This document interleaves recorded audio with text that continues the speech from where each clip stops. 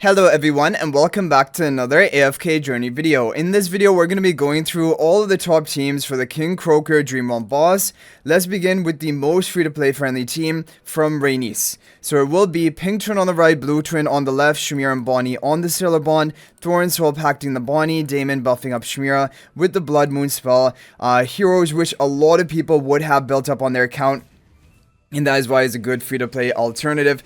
Thorin is very essential for the King Croaker boss because he will take those insta-kills that the boss will do, and if you have your Thorin at Mythic Plus or above, Thorin will be taking 3 insta-kills over the course of the match, which is enough for basically the whole fight. Now, the alternative to Thorin we'll talk about when we get to the most pay-to-win team of today. But for most of the teams, it is going to be Thorin, and he's just very effective at his job. And also the advantage of Thorin is his Soul Plunder debuff is going to cause a boss to take additional damage from all of your allies. So not only is Thorin acting as a great tank, he's also going to increase your damage output by quite a bit. So Thorin's going to go down around this 35-second left point, but now the boss will not be insta-killing anymore. He'll just be throwing his bubbles, and your team should be able to survive that. So we're on the hard difficulty right now. If your resonating level is high enough, or if you're running certain teams today, you are going to be able to clear hard difficulty. I don't know if this team probably generally will not clear hard, even though we managed to clear it. But the other teams that we're going to show you today will be able to clear hard difficulty as well. So we're going to go ahead and run this team on the hell difficulty, or sorry, epic difficulty, which will be up next to show you what is actually capable for epic difficulty, and then after epic it will be hell. So we are approaching the higher difficulty of bosses. So on the first run we are gonna get 20.6 billion, but again, depending on your resonating level, you may not be able to get a great score because there can be some survival issues, and your Thorin needs to survive and take all of the insta-kills if you want to get a good score. Okay, next up we have a team from Rhaenys and Sybil. This is going to be an upgrade compared to the previous team. The only difference is basically running Valar in the back left rather than Damon to buff Shamira, and this is overall going to be better. Pink Twin on the right, Blue Twin on the left, Thorin Soul Pacting the Bonnie, Shamira on the Stellar Bond as well, and Valar in the back left corner with the Blood Moon spell. We'll go ahead and do a skip run of this team. Let's see what potential this one has. It should definitely be an upgrade compared to the previous team. It is going to be an upgrade, but only slightly. 21 billion damage, so not a big difference between the two teams, which means that whichever one of these you're running, you should be able to lock in a decent score. However, there is now a team from Mars GMV, which the heroes are a little bit more budget, or like obviously not the most free to play. However, it's from Mars GMV and is working really well at a low resonating level.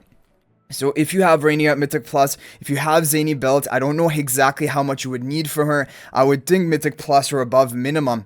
But this is doing well for a low resonating level, and in fact, this is one of the top teams for a low resonating level.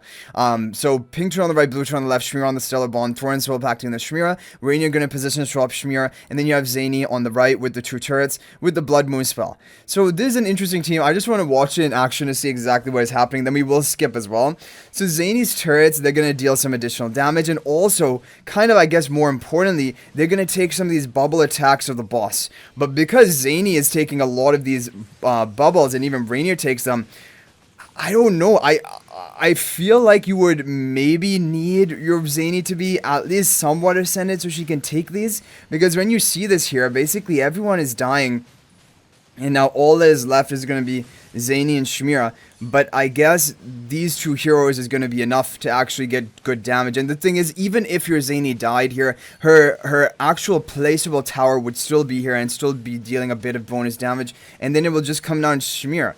And Thorin was able to survive for the whole fight. So basically, that is the idea behind this team. This is not probably even going to get a new record for me, because my team is able to survive in the other 2 teams we showed. However, if you're a low resonating level and you're having survival issues, that is when this team can be somewhat advantageous. And so, yeah, it's going to get 19.6 billion, but like I said, it's a good team to try if you're at a low resonating level and if you have these heroes built. Otherwise, you can stick to the other teams.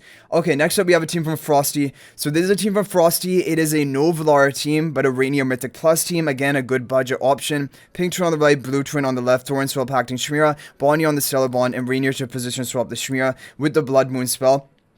We'll go ahead and skip this because we kind of know how this is going to play out. And we're going to get a new record. Good. Look at that. 25.3 billion. And that's already rank 3 position. And this is honestly, all things like considered, if you have Rainier Mythic Plus, if you have the Twins belt, then the other heroes you probably already have built as well. But it is very essential to have Thorin at Mythic Plus or higher for King Croaker, which you should have. And that should be a priority on your account. Okay, next up we have a team from Frosty and Guan Yu. This is a Valara team, but again, it is an overall budget team, and this is basically the second best team of today. For a majority of players, this is going to be the best team you run, because the only other team better than this is very pay to win. So you have Pink on the right, Blue on the left, Thorin soul pacting the Chimera. You have Rainier to position swap Chimera, and Valara behind the Blue Twin with the Blood Moon spell. We're going to go ahead and skip this run and see exactly what type of score we're going to get from this one. So that's going to be 27.6 billion, which is a very solid score. Honestly, this is a very good score, and this is basically going to be the maximum potential for the budget team options. And yeah, but now the overall top team of today, if we take a look at the ranking leaderboard, yeah, my guild leader is running the top pay-to-win team, and he's approaching even 31 billion damage, which is honestly insane. When we go back to the Frosty Guan Yu team, which we did a run of, these teams can also work if you run Saida. Like, for example, running Saida in place of Thorin. And I just wanted to give this alternative option. We're going to go ahead and run this, like, watch this fight play out, because this is going to work as well. If you have Saida built, you can try replacing Thorin for Saida. However, Thorin is still performing better than Saida, I'm pretty sure. But for some resonating levels, it could be that Saida does better or is able to survive better. Because if your Thorin is not able to live and take those 3 insta-kills, that's a major problem. Because the problem then is your King Croaker boss is going to kill another ally.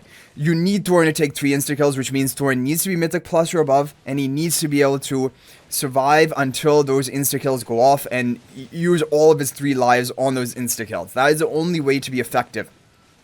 Otherwise, if your Saida has a better chance of surviving and you have Saida built up, you can run her in these teams rather than Thorin. And it is basically equally as good. I mean, so far it's looking good. Let's just go ahead and skip it. We've seen basically how the fight is going to play out. Is this going to get a decent...